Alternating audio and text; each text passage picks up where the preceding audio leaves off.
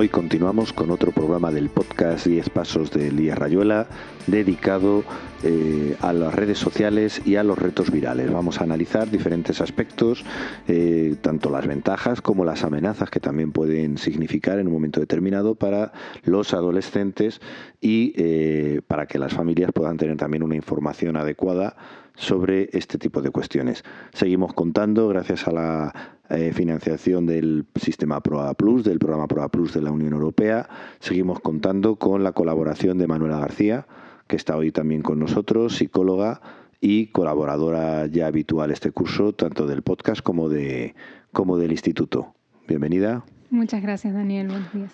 ¿Qué son las redes sociales y qué implica su uso en adolescentes? Bueno, las redes sociales son plataformas que permiten a las personas comunicarse, ¿no? y socializar a través de Internet. En ellas los usuarios pueden generar contenido, intercambiar información y material propio o ajeno. La llegada de las redes sociales ha generado evidentemente, ¿no? un cambio en la manera de relacionarnos de los seres humanos, tanto de los adolescentes como de los adultos. Y su uso es un fenómeno de masas. Hay más del 90% de jóvenes entre 16 y 24 años que las utilizan habitualmente. Y ya sabemos que principalmente utilizan YouTube, Instagram y TikTok, ¿no? Porque son al final las aplicaciones que tienen más movimiento y sonido, videos cortos, ¿no? que al final generan que no podamos despegarnos de la pantalla y bueno, para ellos suele ser lo más atractivo, ¿no? a través de videos cortos que pasamos uno tras otro. La edad en la que están los chicos y las chicas de los institutos, en la adolescencia, es una edad en la cual ellos están evolucionando, están pasando precisamente de ser niños a convertirse en hombres y mujeres. ¿Qué lugar ocupa o qué percepción hay ahora mismo desde el punto de vista psicológico? ¿Qué lugar ocupan las redes sociales en la socialización y la identidad de un adolescente? Bueno, este es un aspecto que no se suele comentar mucho, ¿no? Pero al final las redes sociales permiten expresar, ¿no? nuestra identidad personal a través de la creación de un perfil y es en este periodo donde nos estamos desarrollando nuestra identidad, ¿no? Al final que las redes sociales son un medio más por el que actualmente los chicos están utilizando, ¿no? para expresarse y para ir probando, ¿no? cómo es la puesta en práctica de su identidad en la red, ¿no?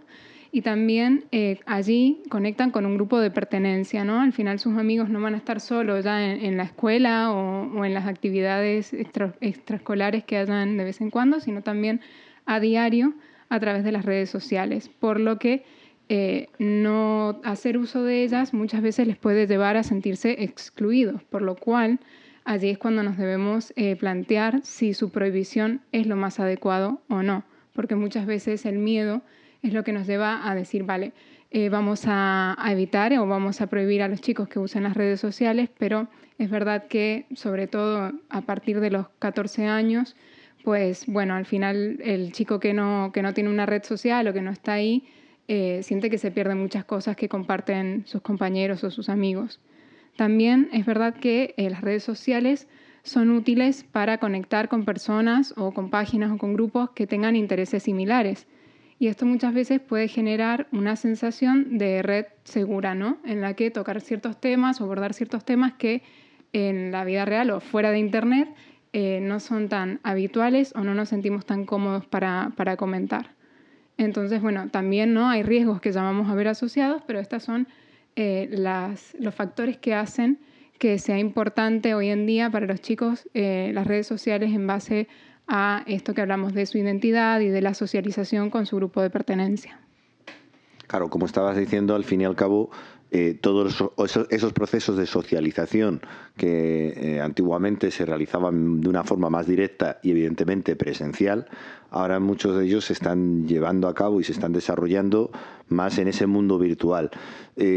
Como todo hemos ido hablando estos días, al final tiene sus ventajas, pero también tiene sus inconvenientes y sus riesgos, y especialmente cuando estamos hablando de personas todavía en formación, que todavía no tienen completada el desarrollo de su personalidad, y que probablemente incluso la percepción del riesgo puede estar reducida todavía precisamente porque no se han tenido que enfrentar a situaciones, muchos de ellos y de ellas realmente complicadas, ¿no? ¿Cuáles son esos riesgos y las consecuencias consecuencias asociadas a un mal uso de las redes sociales? Bueno, en primer lugar, debemos tener en cuenta que si bien conocemos TikTok, Instagram, ¿no?, las que ya hemos mencionado, hay muchas plataformas, foros o videojuegos, como hablábamos en el episodio pasado, donde hay un chat, ¿no?, y donde podemos crear un usuario y comunicarnos con otros. Por lo tanto, a la hora de pensar en qué plataformas o en qué redes sociales están los adolescentes a los que acompañamos, tenemos que tener en cuenta que pueden haber muchas que desconozcamos o que no estuviéramos teniendo en cuenta anteriormente. También es importante, ¿no?, tener en cuenta que en ellas, en todas ellas, todas las que hemos mencionado, pueden relacionarse tanto con conocidos como con desconocidos. Y esos desconocidos pueden tener perfiles falsos, incluso pueden creer que están contactando con un amigo y que haya una suplantación de identidad. Entonces, este es uno de los riesgos que debemos tener en cuenta, hablarles a los chicos, ¿no?, de que no tenemos manera de asegurarnos de que la persona que dice que está del otro lado sea tal y como lo dice, ¿no?, o sea quien dice ser. Y luego, lamentablemente, puede ser un medio utilizado, ¿no?, para realizar ciberbullying, un fenómeno del que hablamos también en episodios anteriores, ya que muchas veces el anonimato, ¿no?, y la no interacción cara a cara pueden facilitar que las personas digan cosas que lastimen a otros y que sea difícil luego encontrar al responsable, ¿no?, o intervenir en estos casos. También tenemos que tener en cuenta que el uso no supervisado e inadecuado es un riesgo a la hora de generar una dependencia más tarde, ¿no? Porque al final el efecto placentero, el efecto de refuerzo que genera recibir un me gusta en una red social, al final va reforzando la conducta de subir contenido a la red y de querer tener ese refuerzo o ese feedback de los otros, lo que nos puede llevar a situaciones en las que las personas sientan ansiedad cuando no están recibiendo ese feedback que esperan con un me gusta o con un comentario, con alguien que lo comparta o con alguien que me diga cosas que quiero escuchar, ¿no? Y también otro fenómeno que se da en torno a esto es el miedo a perdernos algo, ¿no?, que es muy, muy frecuente y cada vez más porque al final en las redes sociales están en constante movimiento. Hay un montón de información dando vueltas y todo parece que se mueve a velocidades exorbitantes. Entonces, cuando estamos desconectados o cuando prevemos que vamos a estar en un lugar o en una actividad en la cual no podemos tener acceso a las redes sociales, puede ser que se genere este miedo en las personas de es que me estoy perdiendo algo, o incluso me estoy perdiendo algo si soy adolescente, por ejemplo, y no me dejan usar las redes sociales, ¿no? Entonces, este es un fenómeno que también se ha visto que sucede tanto en adolescentes como en adultos. Y en los casos más graves que se pueden derivar del mal uso, pues podemos encontrar niveles altos de ansiedad, como dijimos, obsesión por la imagen corporal, porque al final hay un montón de estereotipos que se ponen en práctica, ¿no?, en las redes sociales, un montón de imágenes que no sabemos de dónde proceden, si son reales o no, y esto puede llevar a que nos estemos comparando con ideales, ¿no?, que al final no son realistas, y que lleven a este tipo de consecuencias. También deteriorando la autoestima, llevando a situaciones también en relación a los retos virales que vamos a comentar luego y al ciberbullying que ya hemos comentado, puede esto llevar incluso a ideación autolítica o suicida, o conducta suicida, ¿no? Sí, es curioso cuando comentabas antes que muchas veces hay un miedo, que hay quien tiene miedo a perderse algo. Y muchas veces por estar dedicando tantas horas a un mundo virtual, a lo mejor lo que nos estamos perdiendo precisamente en el mundo presencial es más interesante que lo que realmente ocurre en cualquier otra parte del mundo en el mundo virtual y lo convertimos en algo mucho más importante de lo que es. Totalmente. Cuando hablamos de retos virales, que has comentado hace un momento, evidentemente aquí un elemento muy importante es precisamente el de la madurez. La madurez para distinguir los riesgos y que el hecho de que cualquier mendrugo esté haciendo una tontería en una red social, sea TikTok, sea Instagram o sea lo que sea, no significa que vayamos a ser ni más ni menos porque las tengamos que repetir y además que no siempre se mide el riesgo que ciertas actividades, ciertos retos pueden significar. ¿Puedes explicar un poco en qué consisten los retos virales y dar algunas recomendaciones que puedan seguir los chicos, las chicas y las familias también a la hora de abordar cuando se producen retos o cuando los chavales tienen el interés por poner en práctica esos retos que está proponiendo vete tú a saber quién en Internet? Efectivamente, Daniel, al final lo que falta aquí, ¿no?, es un poco de una visión de crítica, de analizar qué es lo que estamos viendo.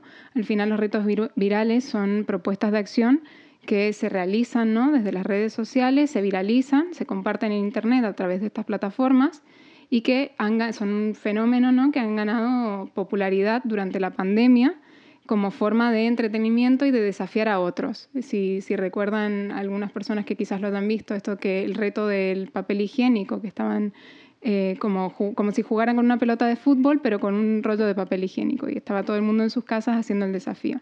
Y hay millones, hay desde los que pueden promover causas solidarias, que ahí sería un uso positivo, ¿no?, de la viralización de un contenido, hasta los que pueden poner en peligro a los participantes que los llevan a cabo. Y muchos de estos retos en inicio pueden estar generados a través de vídeos que han sido modificados y que no son reales. No solo que pueden tener una intención maliciosa, sino que también es que ya de por sí la persona que se plantea que está haciendo algo no lo está haciendo e incita a los demás a veces como un intento de retar a ver quién es más fuerte, quién puede más, quién sabe más, ¿no? Y esto al final es lo que lleva a muchas personas a hacer cosas que incluso teman por una moda, ¿no?, o por algo que se supone que debemos hacer todos, porque es lo que va. Entonces es importante que los padres o los educadores que acompañan a adolescentes estén informados sobre estos retos, ¿no?, que sepamos qué es lo que se está haciendo y que nos involucremos en la actividad en línea. Ya vamos a hablar luego de las recomendaciones generales para supervisar el acceso a las redes sociales que tenemos que tener en cuenta también para los retos virales. Tenemos que enseñarles a evaluar las consecuencias y los riesgos asociados, ¿no? El famoso, si alguien te dice que te tires de un puente, ¿te vas a tirar de un puente? Bueno, el aplicar eso, ¿no? No, y por ejemplo, nadie nos plantearíamos que un chaval no pudiera utilizar un cuchillo a la hora de comer, pero todos nos extrañaríamos si fuera siempre con un cuchillo en la mano. Pues esto es, al fin y al cabo, el cuchillo es una herramienta. Pues lo mismo pasa con las redes sociales. Pueden ser una herramienta para que un chaval que le gusta o una chavala que le gusta un tema concreto pues pueda investigarlo, incluso pueda efectivamente acceder a poder tener comunicaciones con personas que no son del entorno, que no habría podido conocer de otra manera, pero que les interesen los mismos temas y demás. Claro, el problema es cuando ya se convierte en algo de lo que dependes, en lo que tienes que estar continuamente, algo irreal de alguna manera, ¿no? ¿Qué recomendaciones nos puedes dar para supervisar por parte de los padres y las madres el acceso a las redes sociales? Bueno, en primer lugar, tenemos que tener en cuenta que cumplan con las edades recomendadas para crear perfiles, ¿no? Y siempre estar atentos al uso sin nuestro conocimiento que puede darse. Es importante conocer que en España, según la Ley de Protección de Datos, la edad mínima para acceder a las redes sociales es de 14 años y el registro está prohibido para las personas que no poseen el consentimiento previo de sus padres o de sus tutores. Por lo tanto, es muy importante limitar el acceso a los menores de 14 años y supervisar y acompañar en el acceso mínimo hasta desde los 16 a los 18 años, ¿no? Incluso teniendo en cuenta la autonomía desarrollada según el caso del chico, ¿no?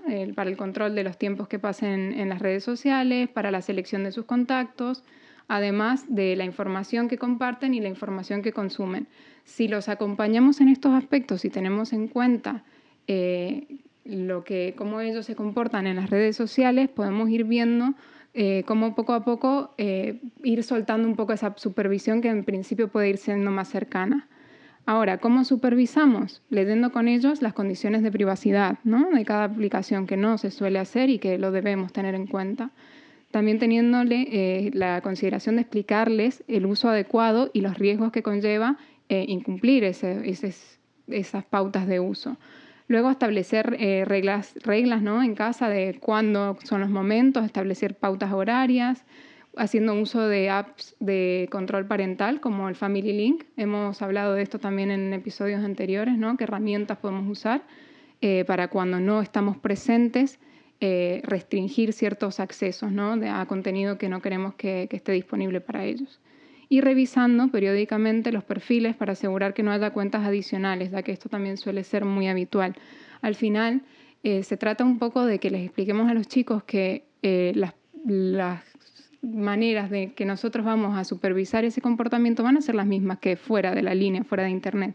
Si nosotros en la vida diaria estamos pendientes de con qué personas quedan, qué actividades hacen y en qué horarios entran y salen de casa y con quién van acompañados, pues va a pasar lo mismo con Internet. No tenemos no tenemos que tener miedo allí de querer saber quiénes son sus contactos, ¿no? Y con quiénes hablan. Al final parece todo bastante coherente y bastante lógico. Y una vez que han accedido a las redes sociales, se entiende que preferiblemente, o debería ser con la edad ya recomendada por la propia Ley de Protección de Datos, como bien decías, ¿qué recomendaciones podemos hacer para asegurar un uso adecuado, no solamente el acceso, sino ya un uso adecuado, y que realmente los chicos y las chicas aprovechen las oportunidades que las redes sociales permiten ofrecer y que ofrecen, pero sin que se conviertan en un problema a largo plazo? Bueno, como bien decías, Daniel, al final tenemos el aspecto negativo, ¿no? El riesgo y también las posibilidades. Y al final son una gran opción para evitar, ¿no? el estigmatizar al que usa o al que hace qué, ¿no? Y empezar a mostrar opciones de que ellos pueden mostrar sus valores, lo bueno de sí mismos en las redes sociales, ¿no? Pueden ser creativos, pueden publicar ideas, pueden publicar trabajos o planes. Entonces incluso les podemos motivar a que se junten con amigos y hagan planes y fomenten, por ejemplo, si hablamos de retos virales, hagamos un reto solidario, ¿no? Generemos un reto solidario con nuestros amigos o en la escuela, ¿no? Esa sería una buena opción para, ya que si van a involucrarse en la participación de retos, pues hacer algunos que fomenten valores, ¿no? Positivos. Luego, evitar de difundir el contenido que ridiculice o exponga a terceros. Esto lo tenemos que mostrar con el ejemplo, ¿no? Porque muchas veces los típicos memes, ¿no? O los emojis o las cosas que podemos utilizar los adultos inclusive, conllevan que hay una imagen de una persona que existe en la vida real y que nos estamos riendo de esa persona. Entonces tenemos que evitar hacerlo nosotros y explicarles a ellos que tienen que tener empatía con esas personas que pueden no conocer y que están compartiendo contenido, ¿no? de esas personas. Eso yo creo que implica un buen uso de las redes sociales. También que las pueden utilizar para conocer el trabajo de personas inspiradoras, ¿no? De las que aprender e imitar sus comportamientos que pueden llegar a ser ejemplares. Seguir perfiles de universidades, entidades o clubes deportivos, organismos como la policía, los ayuntamientos, que facilitan información y material útil e interesante, ¿no? También este es un medio para informarnos. Es verdad que muchas veces antes estábamos acostumbrados a solo leer el diario y la tele, entonces teníamos como fuentes de información que eran siempre las mismas, siempre tenemos la misma perspectiva.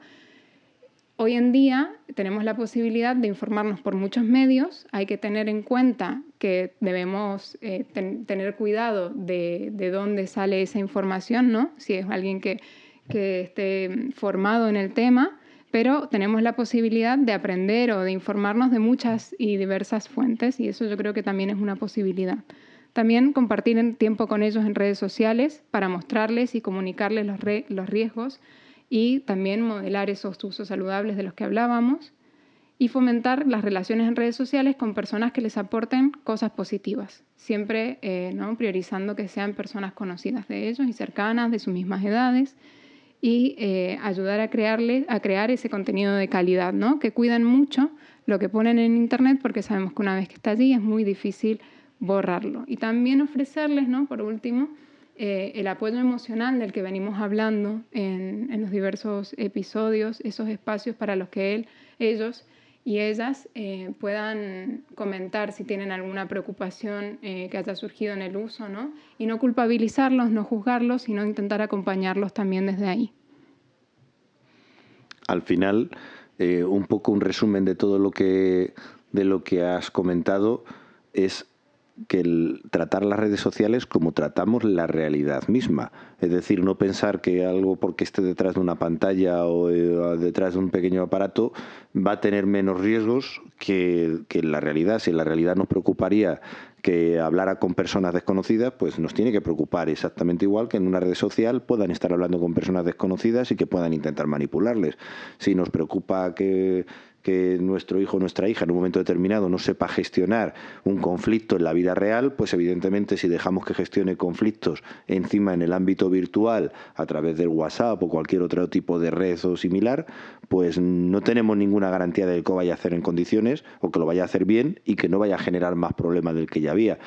Entonces, todo eso creo que es un poco la reflexión que tenemos que hacer las familias y que tenemos que hacer los padres y las madres un poco a la hora de enfocar cómo nuestros hijos utilizan todos estos nuevos medios. Totalmente de acuerdo, Daniel.